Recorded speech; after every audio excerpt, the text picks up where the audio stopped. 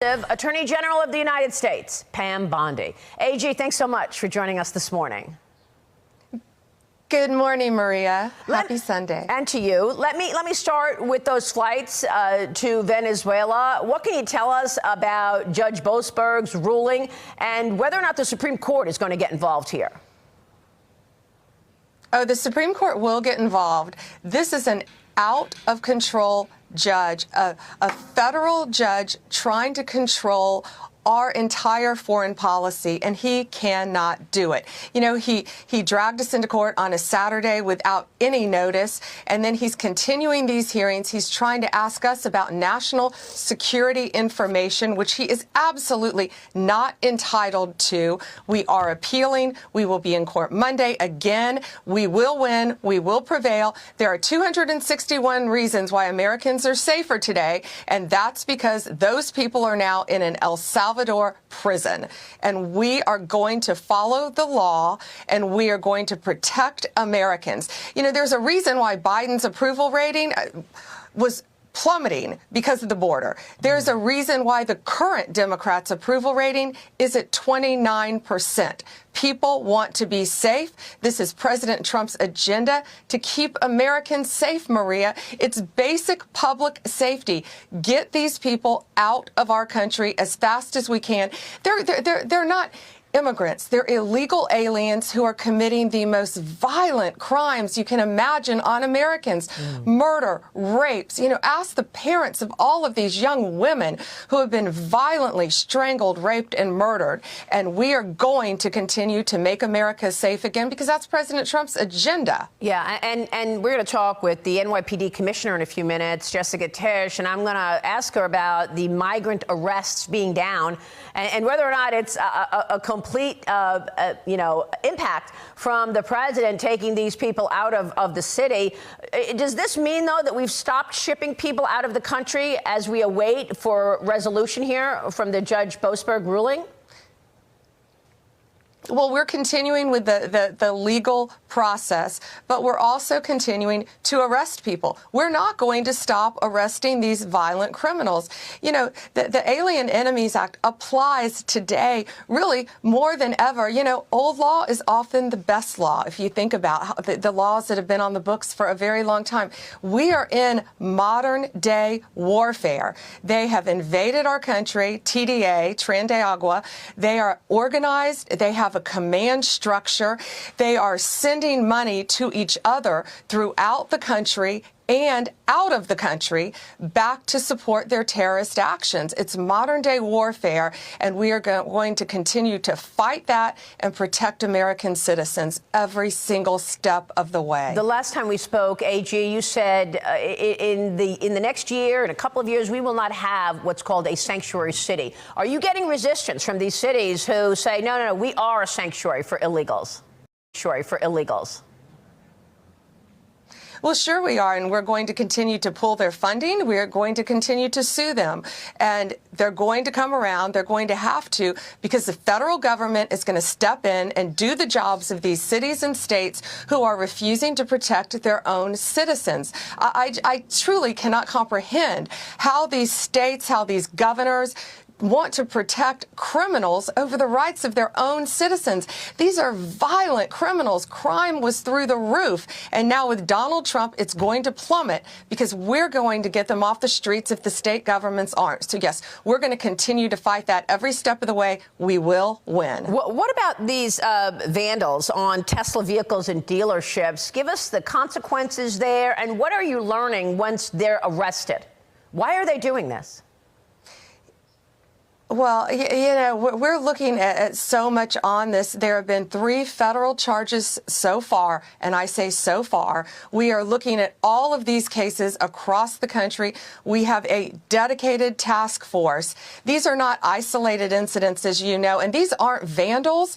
These are Molotov cocktails. You know, that could be a weapon of mass destruction that they're throwing in Tesla dealerships, that they're lighting these Tesla charging stations on fire. fire that are in residential neighborhoods. I mean, it could cause tremendous damages. And people need to know the 3 people in custody right now, they will receive severe and swift consequences, and they are facing up to 20 years in prison. We are not negotiating these. We are not coming off these charges. We are looking at everything, especially if this is a concerted effort. This is domestic terrorism. And Maria, now you have this Congresswoman Crockett who is calling for attacks on Elon Musk on her birthday.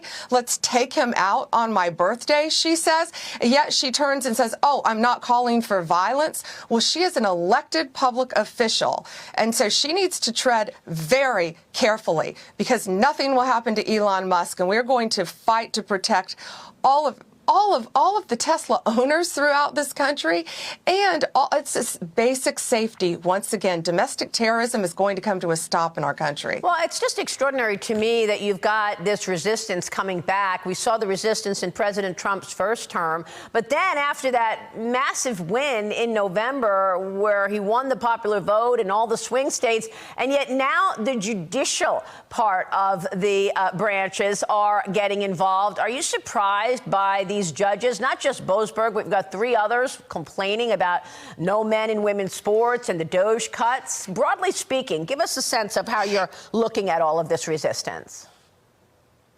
Oh, broadly speaking, we are fighting back every step of the way. We are in court every day fighting against these activist judges. We're not going to stop. Many of them should be recused from these cases. They will be recused from these cases. We're appealing them. Look at Chuckin. Look at Judge Chuckin with the EPA trying to control our money. Judge Chang trying to control the money of the U.S. aid. Judge Reyes, look what she did to Pete Hegseth. She made personal attacks in court about Pete Hegseth, and she's trying to control military readiness. You can't do this. And then, of course, Boasberg trying to control our foreign policy.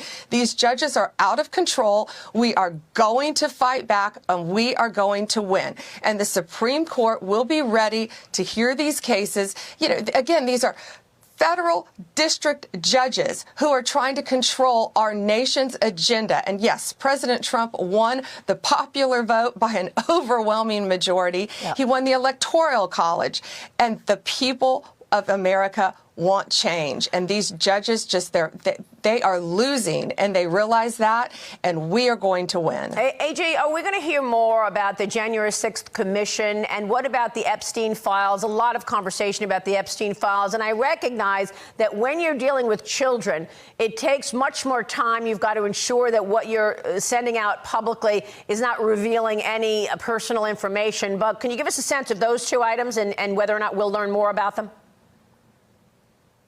Sure. You're going to hear, all I'll say on January 6th, you're going to hear a lot more about the January 6th Commission in a very good way. And as to Epstein, yes, you're absolutely right, Maria. You know, tens of thousands of pages of documents and hundreds of victims of Jeffrey Epstein. Yeah. So the FBI, they have been working round the clock at my directive, at Kash Patel's directive. Now Dan Bongino's there, who is a great asset for all of us at the FBI as well. But yeah, we have to protect their identity, their personal information to make sure they're safe.